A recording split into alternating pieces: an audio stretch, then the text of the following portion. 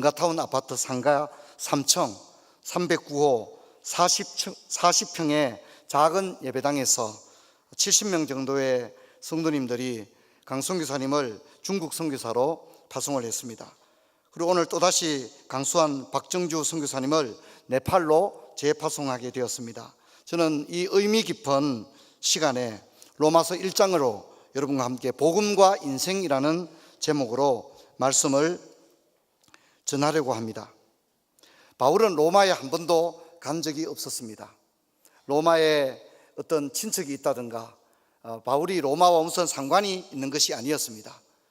그런데 바울은 로마에 편지를 보내고 있습니다. 그런데 바울이 로마에 보내고 있는 이 편지를 우리가 1절부터 다 읽지는 않았지만 마치 바울은 이미 매우 오랜 세월을 로마에서 생활을 했던 사람들처럼 그렇게 편지를 쓰고 있다는 점을 우리는 주목해야 합니다.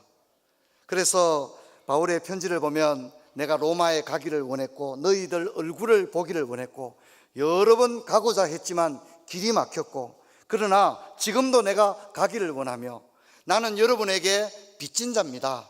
복음의 빚진 자입니다. 그렇게 이야기하는 것을 볼 수가 있습니다. 로마의 성도들은 이미 복음을 받아들였고 또 그들의 믿음의 명성은 온 세상에 알려져 있는데 바울은 왜 그들에게 굳이 가려고 할까요? 그리고 왜 그들에게 지금 편지를 하고 있는 걸까요? 그것은 바울은 복음이 얼마나 엄청난 능력을 가졌다는 것을 바울은 알고 있었기에 로마에 있는 그리스도인들이 복음으로 복음의 참 능력, 복음의 참된 가치를 제대로 깨닫기만 한다면 복음이 당시의 세계의 중심이라고 하는 로마라고 하는 도시에서 복음이 강력한 역사를 일으킬 것을 바울은 믿었기에 바울은 로마에 가기를 원하고 로마에 있는 그리스도인들을 만나기를 원하고 있는 것입니다. 우리 선교사님이 가는 네팔은 복음이 들어가 있습니다. 그런데 네팔은 지금이 복음이 들어가 있는 역사가 20년이 안 됩니다. 복음이 여러분 우리 한국에는 복음이 증거된 지 100년이 훨씬 넘었지만 네팔이라고 하는 나라는 복음이 실질적으로 전해진 지는 16년 정도밖에 안 됩니다. 그리고 지금 네팔에는 피아노로 찬송을 부르는 교회가 없고 찬송가가 아예 없습니다. 그들은 우리가 알고 있는 어메이징 그레이스도 모릅니다. 그들은 우리가 부르고 있는 찬송 중에 그들이 알고 있는 찬송은 제가 네팔에 가서 알아본 바는 한 3가지 정도의 찬양밖에 모르고 있습니다. 지금 네팔은 복음이 필요합니다. 복음은 네팔이라고 하는 나라를 새롭게 할 줄로 믿습니다. 그런데 복음이 네팔에 들어가서 이 복음의 생명력과 역동력이 제대로 전해지기만 하면 한 민족을 강력하게 일으킬 줄로 믿습니다. 네팔에도 선교사님들이 있습니다. 네팔에도 크고 작은 교회들이 지금 세워지고 있는 가운데 있습니다. 하지만 우리 선교사님을 다시 네팔로 파송하는 이유는 바울이 로마서를 쓰고 있는 이유와 동일하기 때문입니다. 지난 주일에 제주도에서 네팔 목회자 안수식이 있었는데 거기에 있는 분이 제게 그런 얘기를 했습니다. 자기는 지금까지 수백 명의 선교사를 만나봤다. 전 세계 선교사를 거의 다 만나봤다. 중국, 티베트, 인도, 네팔, 또 아시아의 여러 나라들, 또 남아프리카의 사우스 아프리카에 있는 수많은 선교사들, 또 라틴 아메리카에 있는 수많은 선교사들을 만나봤다. 그런데 내가 지금까지 봐온 많은 선교사들 가운데 보통 선교사님들도 이제 파송받은 지 10년, 20년이 지나가면 매너리즘에 빠지거든요. 그런데 끝까지 현장에 복음을 들고 나가서 정말 지독할 정도로 끊임없이 멈추지 않고 계속하여 사람들을 만나고 청년들을 만나고 함께 성경 공부를 하고 그들을 세례주고 그리스도로 세우고 교회를 세우는 끊임없이 처음 파송받을 때와 동일한 마인드로 계속 복음 전하는 한 사람을 나는 알고 있는데 그것이 우리 선교사님 네 분이라고 제게 그렇게 이야기를 해주었습니다. 할렐루야, 할렐루야. 우리 선교사님께서 이제 선교사님은 저와 함께 신학교를 다녔습니다. 저희들은 10대 후반에 20대 초반에 만나 함께 신학교를 다녔고 교육 전도사로부터 강도사로부터 목사 안수를 받고 이런 과정을 함께 왔습니다. 여러분, 우리가 누구나 처음은 뜨거울 수 있습니다. 하지만 시간이 경과하면 점점 식어지는 것입니다. 하지만 선교사님의 마음에는 하나님께서 특별한 은혜를 주었는데 그것은 복음을 향한 멈추지 않는 열정인 줄로 믿습니다.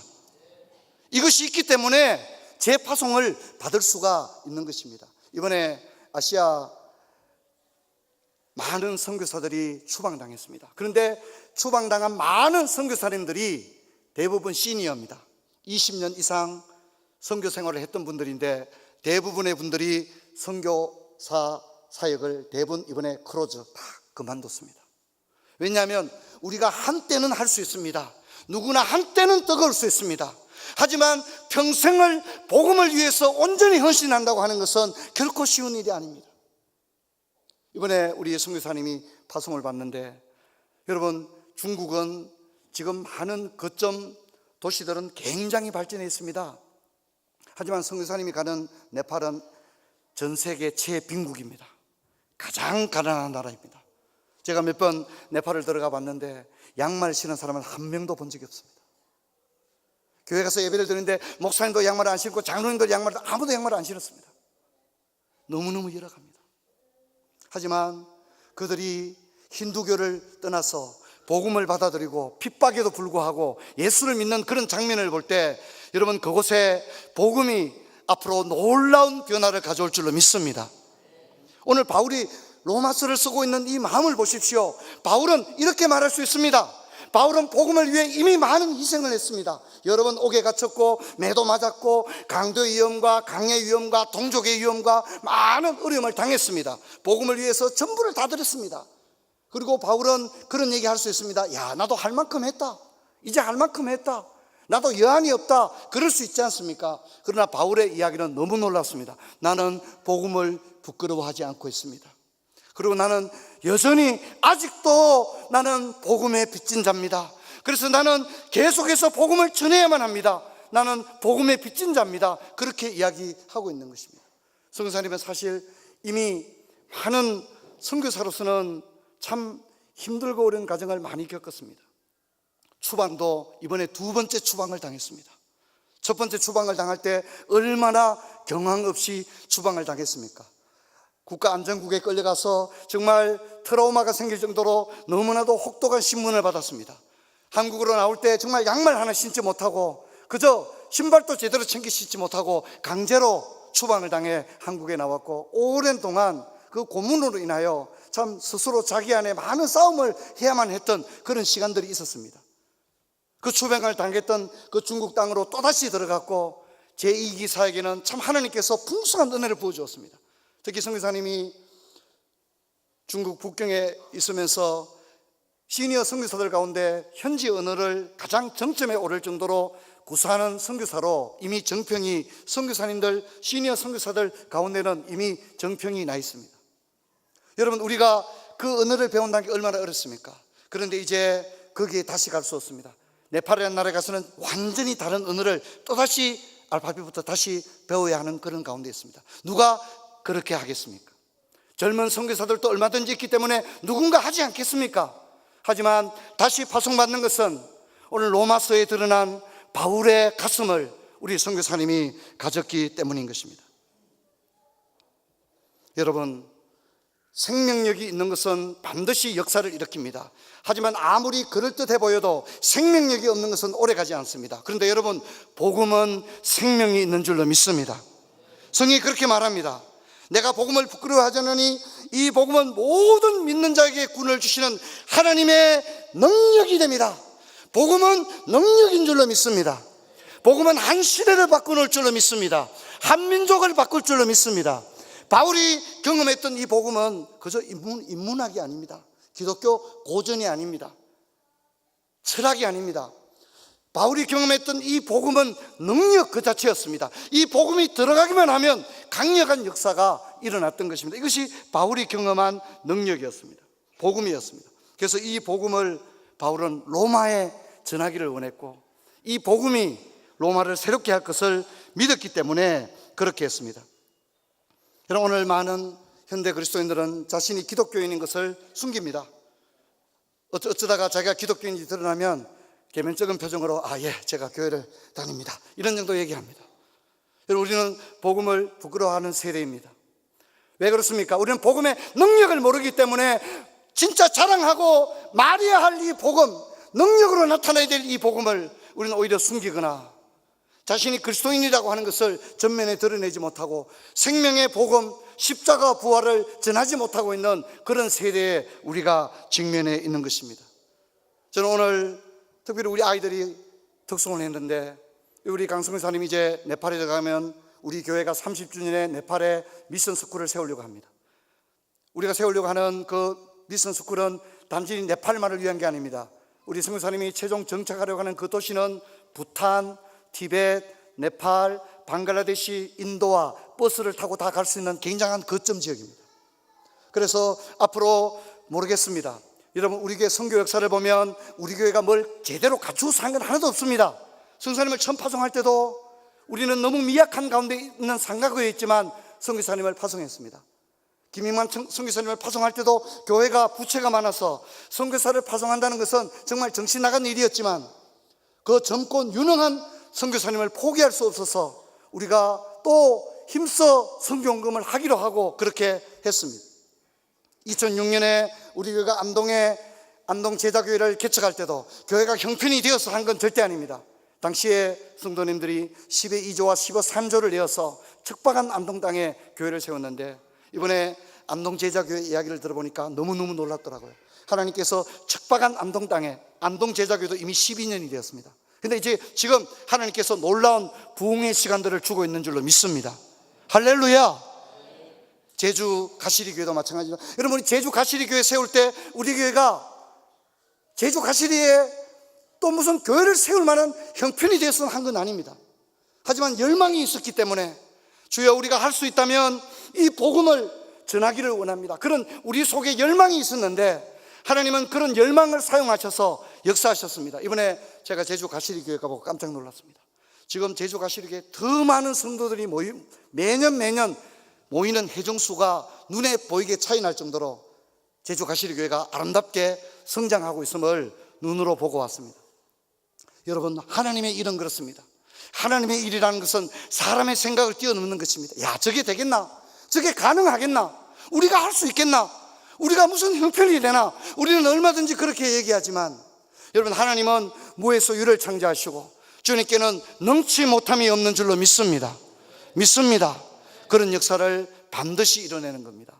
저는 우리 교회 단단한 교회 이야기에도 글을 썼지만 저는 2003년의 가을을 잊지 못합니다. 우리 강성규 사님은 2003년 4월 달에 부활절에 파송했습니다. 그리고 2003년 가을을 저는 잊지 못합니다. 2003년 가을에 그냥 가을이 온 겁니다.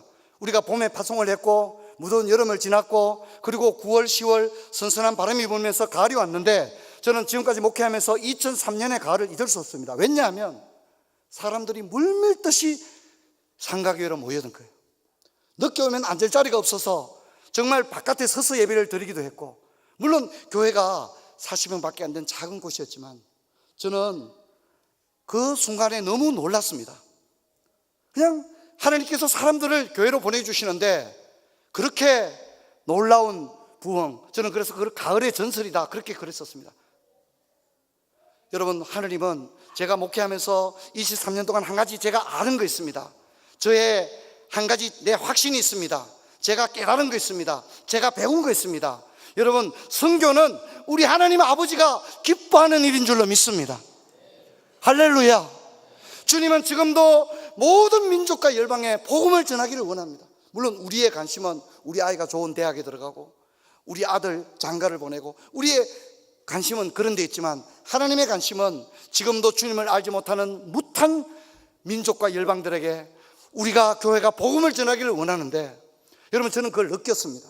우리가 형편이 안 되지만 복음을 전하려고 하는 이 열망을 가지고 막 애쓸 때에 하나님께서 그것을 이뻐 보시고, 또 우리가 힘의 격도로 선교를 위해 헌신했을 때 하나님께서 우리가 자격이 없지만 하나님께서 우리 교회를 사용하시고 지금도 이런 가분한 은혜들을 주신 줄로 믿습니다. 우리 아멘 좀 합시다. 할렐루야. 그런 역사를 저는 주셨다고 믿습니다.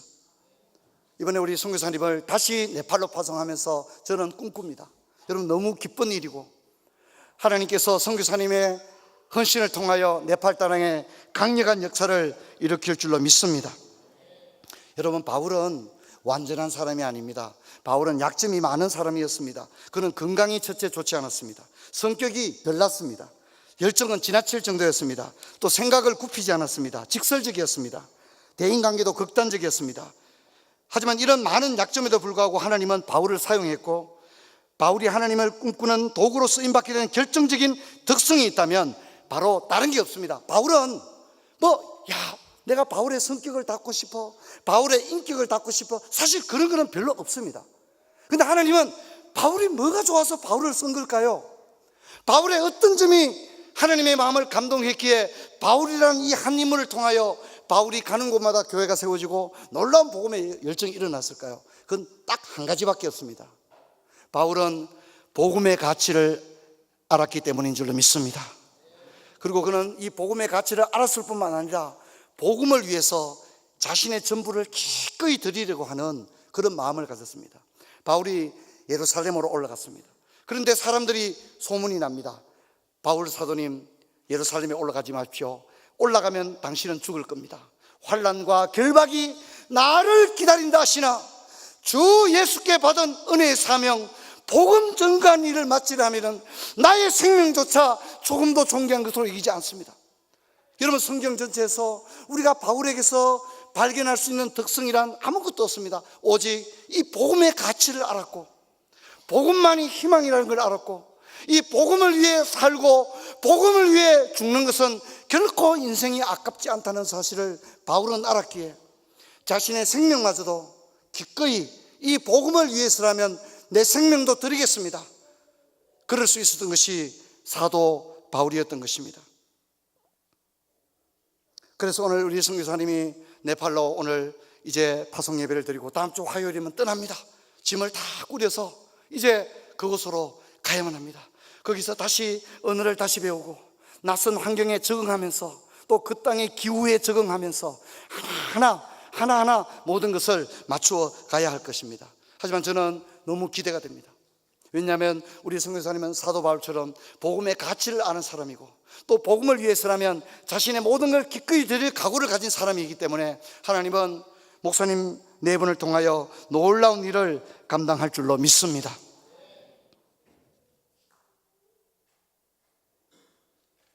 저는 우리가 살고 있는 성주, 고령 이 지역에 있는 교회들을 몇 군데를 방문해 봤는데 제 가슴을 뜨겁게 하는 것이 있었습니다. 그건 뭐냐면 의외로 성주와 고령에 있는 역사가 오래된 교회의 머릿돌을 보게 되면, 여러분들도 혹시 성주나 고령에 있는 교회들 가셔서 이래 머릿돌을 보거든 유심히 한번 보시기 바랍니다. 의외로 많은 교회들이 서울의 영락교회, 서울의 충영교회, 그런데 거기 보면 제몇 건사회, 제몇 전도회가 교회 하나씩을 세웠다는 것을 알 수 있습니다. 저는 너무 가슴이 뜨거웠습니다. 그 시대의 어머니들이 우리보다 훨씬 못한 상황에 살지 않았겠습니까? 한 교회도 아니고 몇 건사회가, 몇 전도회가 이 먼 곳 경북에 이 낯선 곳에 예배당을 지은 그런 머릿돌들을 많이 봤습니다. 여러분, 우리 믿음의 선배들은 우리보다 훨씬 열악한 환경에 있었지만 복음을 향한 열정을 가진 것이 한국교회였습니다. 그러나 한국교회가 언제부터인가 이런 열정들을 식어가고 있습니다. 저는 목회를 하면서 좋은 얘기도 듣고 좋지 않은 얘기도 많이 들었습니다. 저에 대한 다양한 평가가 있는 것도 저는 잘 압니다. 임종구 목사님 저런 사람이다, 임종구 목사님 저렇다 이렇다, 그런 얘기 저도 많이 듣습니다. 그런데 제가 한 가지 깨달은 것은, 여러분, 복음을 위한 우리의 헌신은 하나님이 받으시는 아름다운 일인 줄로 믿습니다. 그런데 문제는 우리가 복음을 위해 뭔가를 하려고 할 때 의외로 환영받지 못한다는 사실을 저는 많이 알게 되었습니다. 복음을 위해서 아무 계산 없이 이 복음을 위해서 살아도 주를 위해 살고 죽어도 주를 위해 죽을 수 있는 이 복음을 위해서 뭔가를 하려고 할 때 의외로 많은 사람들이 동조해 주거나 격려해 주거나 또 함께 힘을 합치거나 그렇지 않다는 사실을 많이 알게 되었습니다. 사랑하는 성도 여러분, 저는 제 마음에 한 가지 소원이 있습니다. 여러분, 우리가 이 땅에 살다가 언젠가 아버지 앞에 갔을 때 하나님 아버지가 우리를 보고 네가 복음을 위해서 얼마나 애썼는 것을 내가 잘 안단다. 여러분, 저와 여러분이 하나님 앞에 그렇게 평가받기를 주의 이름으로 축원합니다. 우리가 이 땅에 사는 동안 내 자신의 일심만을 위해서, 내 자신의 영역을 위해서 모든 열정을 쏟고 밤을 새우고 머리를 싸매고 연구하고 고민하고 그런 데는 온갖 열정을 다 쏟으면서 왜 우리 시대 사람들은, 우리 시대 한국교회는 왜 복음을 위한 일에는 이토록 무관심합니까? 사랑하는 성도 여러분, 우리는 우리가 할 수 있는 모든 자원을 동원해서 주님 오시는 그날까지 복음 전가하는 일에 우리의 전심을 다 쏟게 되기를 주의 이름으로 축원합니다. 축원합니다. 여전히 우리 선교사님을 네팔로 파송하는 일은 여전히 하나님의 은혜가 필요합니다. 우리는 네팔에 대한 지식이 부족합니다. 네팔에 대한 축적된 정보를 가지고 있지 않습니다. 우리 선교사님도 아브라함처럼 갈 바를 알지 못하고 가는 겁니다. 네팔에 수십 번 갔다 온 게 아니라 단지 딱 한 번 일주일 갔다 온 게 전부입니다. 그리고 결단했습니다. 그리고 이제 다음 주에 그 땅을 향해 떠납니다. 지금 필요한 것은 우리가 이 선교사님을 위해서 기도하는 일인 줄로 믿습니다. 로마스를 읽는 그 마음으로, 우리 모두도 함께 파송받는다는 그 마음으로, 나도 동일한 멍에를 졌다는 그 마음으로, 이 일이 단순히 선교사님에게만 부과된 사명이 아니라 나 또한 이 일에서 함께 동력하며 함께 군사된 자요, 쓸 것을 돕는 자요, 함께 사랑받는 형제요. 여러분, 우리가 그렇게 되기를 주의 이름으로 축원합니다. 축원합니다. 바울이 옥중서신을 쓰면서 에바브라 디모데를 함께 수고했던 누가와 실라와 두기고를 그렇게 소개하고 있지 않습니까? 빌레몬과 아비아와 아키포를 소개할 때 그렇게 소개하고 있지 않습니까? 사랑하는 형제요, 함께 군사된 자요, 복음을 위해서 함께 수고하는 자요, 그렇게 소개하고 있지 않습니까? 우리 모두가 이 복음은 우리가 감당해야 될 필연적 사명인 줄로 믿습니다. 그래서 우리 푸른 조정교회가 우리 강성교사님을 이번에 재파송하는 것을 계기로 해서 저와 여러분의 가슴에 다시 한번 내가 복음을 부끄러워하지 않는다고 하는 이 사도의 고백이 저와 여러분의 고백이 되기를 주의 이름으로 축원합니다. 그리고 이 복음을 힘있게 전합시다. 복음을 전할 수만 있다면, 정말 우리가 할 수 있는 대로 그를 죄짓는 일이 아니라면, 복음을 전할 수만 있다면 모든 수단을 다 동원해서라도 우리가 복음을 전하는 그런 은혜가 있기를 주의 이름으로 축원합니다. 그래서 오늘 이 밤이 우리가 선교사님을 파송하지만 우리도 동일하게 하나님, 나도 미셔나리로서 이제 내가 보내는 선교사로서 나도 이 동일한 이 마음의 부담을 가지고 살아가겠습니다. 하나님, 나는 그저 복음이 나와 선교가 나와 상관이 없는 자가 아니라 나 또한 동일한 부담감을, 영적인 거룩한 부담감을 가지고 선교사님을 위해 기도하고, 여러분, 이제 우리 교회는 네팔에 많이 갈 생각입니다. 거기에 학교를 세우고 우리 아이들을 방학에 그곳에 보내어서 자원봉사도 하게 하고, 그래서 어릴 때부터 선교적인 삶으로 자라나는 일들을 감당하려고 할 것입니다.